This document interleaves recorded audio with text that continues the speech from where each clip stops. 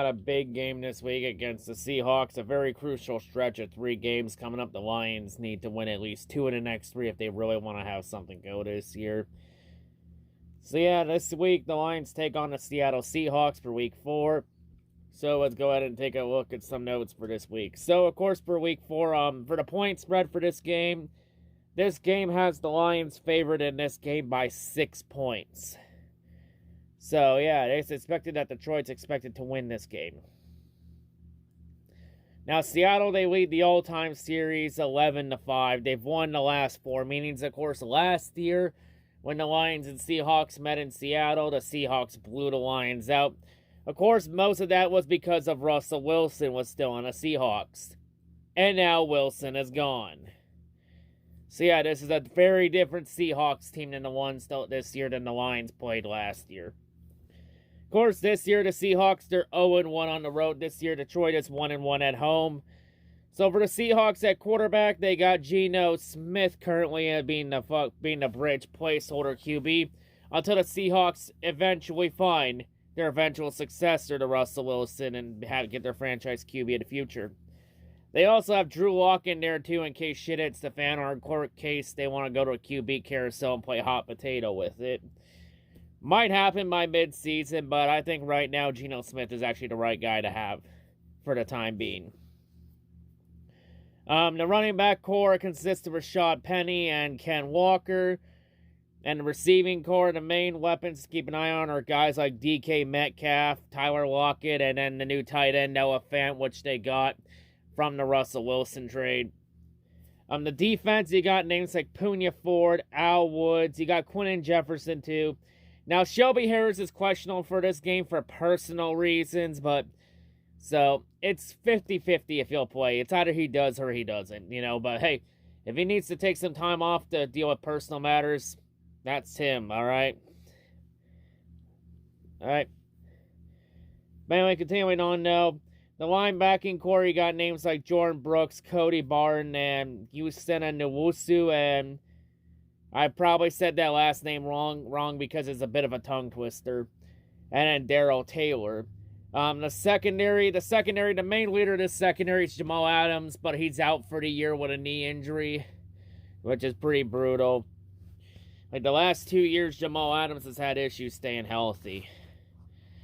So that's pretty brutal for him. But they got other names in the secondary. You got Quandre Diggs, the former Lion. By the way, this game is Quandre's first game back in Detroit since the trade. And you got Artie Burns, Kobe Bryant. No, not the basketball player, the other one. And you also got Sidney Jones in there, too. They also got Justin Coleman, the former Lion, but he's questionable for this game with a calf injury. So a couple injuries, but mainly the people on the defense. But I think that secondary losing Jamal Adams is a big blow to that secondary, though. The head coach of this squad is still Pete Carroll. Now, whether this will be Pete Carroll's last year or not is yet to be seen. I mean, we said last year will be Pete Carroll's final year, and he came back. So, I guess if Carroll is going to be done after this year or not, I think we're just going to have to believe it when we see it happen. The offensive coordinator is still Shane Walden, and the defensive coordinator is Quint Hurt. Yeah, Hurt. Oh, Quint Hurt. There we go. Quint Hurt. Sorry about that. And now the Seahawks offense, it's been pretty abysmal. The Seahawks offense currently is ranked 25th. Oof. They're 21st in the passing game, and they're 29th in the rushing game, so they've had some issues rushing the ball. And the defense is pretty meh. They're ranked 24th. They're oddly 19th against the pass, but their Seahawks defense has had issues against the run, as the Seahawks defense against the run is tied for 30th, so they're the 3rd worst defense against the run. And of course, for the Lions, they're more than likely going to be without probably DeAndre Swift for probably a game or two, since DeAndre had that shoulder issue. So yeah, that means next man up, Jamal Williams, is going to have to step up this week. So yeah, but the Lions just got to find a way to run that ball efficiently and try and hold on to the lead this time. Unlike last week. But yeah, and Amon-Ra St. Brown, it's very tough to say if he'll play or not. Very tough to say. But yeah, the Lions just got quite a few injuries this week. Will players be able to fight through it or not? It's yet to be seen. Of course, for the Lions, and it's now been confirmed that Tracy Walker is out for the year after tearing his Achilles. That's a big blow to the secondary. So yeah, that's a big blow. But yeah, the Lions, this is a winnable game without a shadow of a doubt. Like, the Lions, they got to be able to win the games they're supposed to win. And the next 3 games are winnable games. Like, the Lions got to win the next 3 if they were. Like, the Lions, next 3 games are crucial for the season. Like, easily the Seahawks are a winnable game. Because Seahawks, they're more likely going to be contending for a top draft pick to try and get a franchise quarterback. And they also got the Broncos' first-round pick for this year. I mean, it's going to be an interesting game. I mean, for the Lions and Seahawks games, it's usually either a low-scoring game or it's a blowout in the other team's favor. In one team's favor. But this is going to be a really tough game.